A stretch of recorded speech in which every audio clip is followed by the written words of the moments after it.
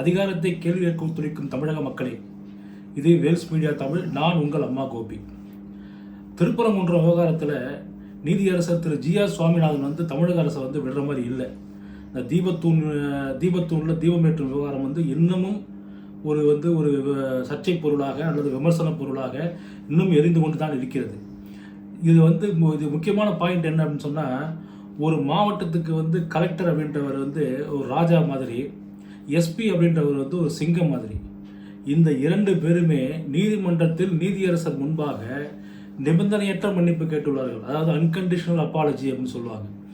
அதாவது நாங்கள் பண்ணது தப்பு தான், எங்களுக்கு இதுக்கு மேலே ரெமெடி இல்லை, இந்த விஷயத்தில் நீங்கள் என்ன சொன்னாலும் நாங்கள் ஏற்றுக்கிறோம், என்ன தண்டனை கொடுத்தாலும் நாங்கள் ஏற்றுக்கிறோம் அப்படின்றது தான் இந்த அன்கண்டிஷனல் அப்பாலஜி அப்படின்றது.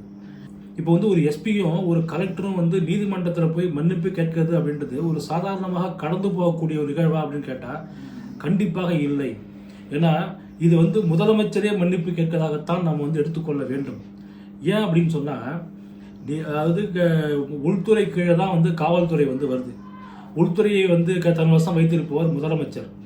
ஒரு எஸ்பி போய் நீதிமன்றத்தில் மன்னிப்பு கேட்கிறார் அப்படின்னு சொன்னால் ஒரு முதலமைச்சரே மன்னிப்பு கேட்பதாகத்தான் அர்த்தம். இந்த நிபந்தனையற்ற மன்னிப்பு கேட்ட விவகாரம் அப்படின்றது அந்த அதிகாரிகளுக்கு மட்டும் தலைகுனிவல்ல, தமிழக முதலமைச்சருக்கு தலைகுனிவு, தமிழகத்துக்கே தலைகுனிவு அப்படின்னு தான் சொல்லணும். இப்படிப்பட்ட ஒரு பெரிய நிகழ்வை, ஒரு பெரிய சம்பவத்தை நம்ம ஊர் மெயின் ஸ்ட்ரீம் மீடியாலாம் எதுவுமே நடக்காத மாதிரி அப்படியே கடந்து போகிறாங்க. அப்படின்னா அவர்கள் விளம்பர மாடலுக்கு மட்டுமே முக்கியத்துவம் கொடுக்கிறார்கள். அவர்கள் மக்களை பற்றிய கவலையோ மக்கள் பற்றிய நலனோ அவர்களுக்கு கொஞ்சம் கூட அக்கறை இல்லை. அவர்கள் அறிவாலய அடிமைகள், அறிவாலய கொத்தடிமைகள், அறிவாலய தொங்கு சதைகள். அதனால தான் அவங்க என்ன பண்ணுறாங்க, இந்த மாதிரியான ஒரு நிகழ்வை கூட, ஏன்னா இப்போ ஒரு எஸ்பி போய் மன்னிப்பு கேட்டார், ஒரு கலெக்டர் மன்னிப்பு கேட்டாருன்னு சொல்லிட்டு ஒரு விவாதம் வச்சா அது தமிழக அரசுக்கு தலைகுனிவு ஏற்பட்டுவிடும். அது தேர்தல் எதிரொலிக்கும். அதனால் என்ன பண்ணுறாங்க, அவர்கள் வாயை மூடின்னு நவத்வாரங்களையும் மூடிக்கொண்டு அப்படியே கடந்து செல்கிறார்கள். இது வேல்ஸ் மீடியா தமிழின் பொலிட்டிக்கல் வாட்ச் நிகழ்ச்சி. வணக்கம்.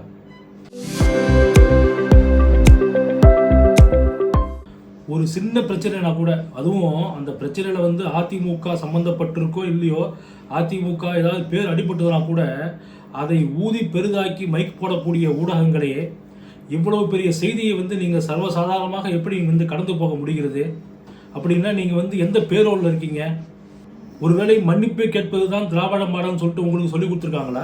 இல்லை திராவிட மாடலில் ஒரு அங்கம் தான் மன்னிப்பு கேட்குதுன்னு சொல்லிட்டு உங்களுக்கு பயிற்று வச்சுருக்காங்களா?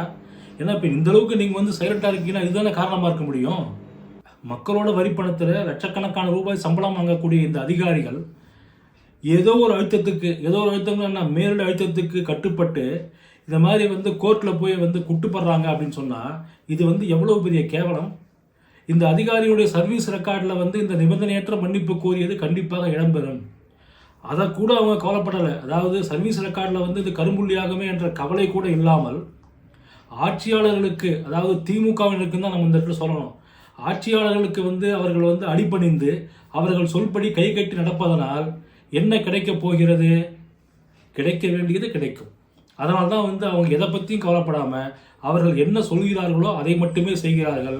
அசிங்கப்பட்டு தலை குனிந்து எவ்வளவு கேவலப்பட்டாலும் பரவாயில்லை, கோர்ட்டில் கேவலப்பட்டாலும் பரவாயில்லை, மக்கள் மன்றத்தில் கேவலப்பட்டாலும் பரவாயில்லை, தங்களுக்கு கிடைக்க வேண்டியது கிடைத்து விட்டால் எதை செய்யும் நாங்கள் தயார் என்பதுதான் இந்த நிபந்தனையற்ற மன்னிப்பு கோரிய சம்பவம் நமக்கு காட்டுகிறது.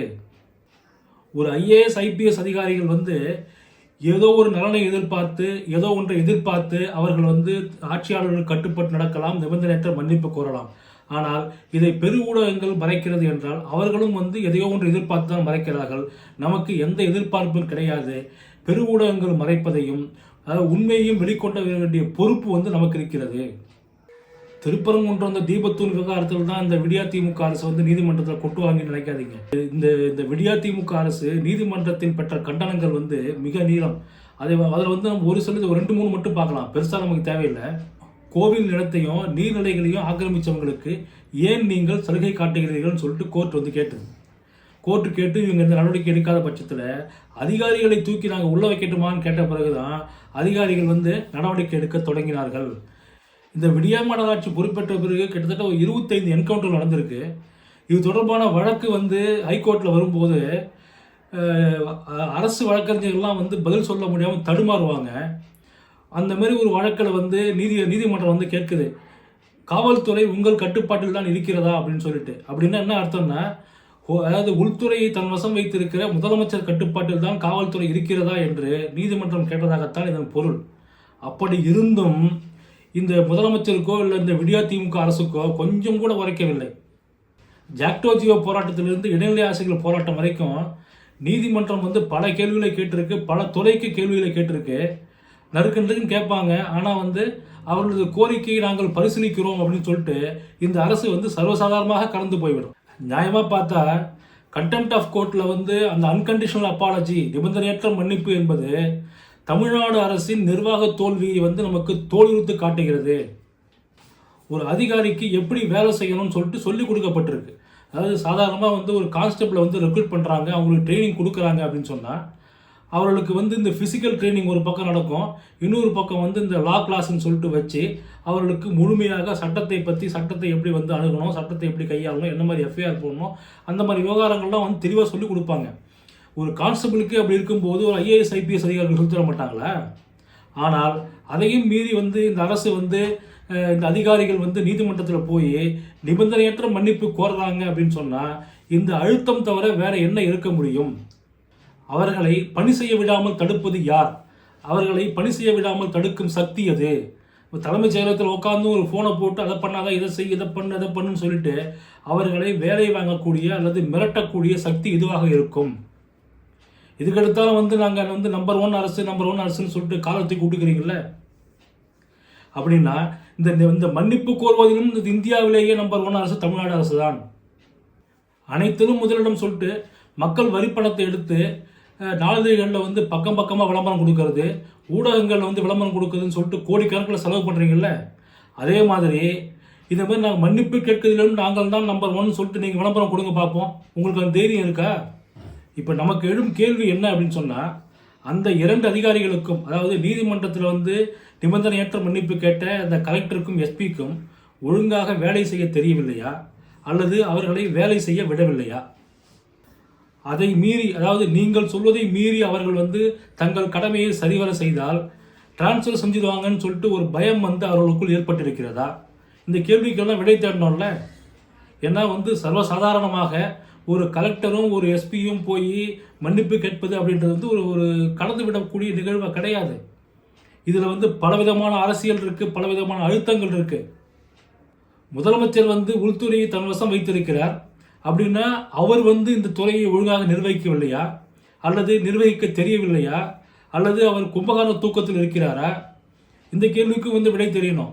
நீங்கள் இதுக்கெல்லாம் வந்து விடை சொல்லலை, விடை தேடவில்லை என்றால் நீங்கள் வந்து மன்னிப்பு கேட்கிறதில் நம்பர் ஒன் நாங்கள் தான் என்று மாறுதட்டி கொண்டு விளம்பரம் கொடுக்க வேண்டும்.